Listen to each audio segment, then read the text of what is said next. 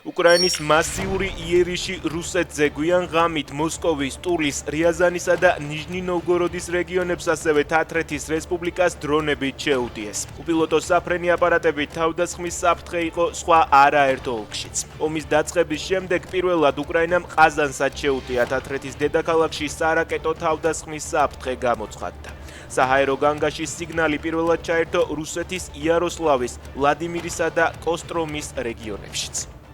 პუტინმა სააღდგომოდ უკრაინაში ცეცხლის დროებით შეწყვეტა გამოაცხადა. ოკუპანტი ქვეყნის პრეზიდენტმა სამხედროებს 11 აპრილის 16 საათიდან 12 აპრილის ბოლომდე საბრძოლო მოქმედებების შეჩერება დაავალა. რუსეთს აქვს შანსი აღდგომის შემდეგაც არ განაახლოს დარტყმები, დაწერა ზელენსკიმ და განაცხადა, რომ უკრაინამ სააღდგომო ზავისთვის მზაობა პირველმა გამოთქვა. ტრამპი ირანის ქმედებებით უკმაყოფილოა ჰორმუზის სრუტეში ნავთობის გატარების მხრივ. ირანი ძალიან ცუდად ასრულებს საქმეს, ზოგი იტყო და უღირსადაც, განაცხადა ამერიკის პრეზიდენტმა. მანამდე კი დაწერა, რომ ირანი ჰორმუზის სრუტეში გამავალ ტანკერებს გადასახადს თხოვს და თუ ეს სიმართლეა, მოუწოდა დაუყოვნებლივ შეწყვიტონ.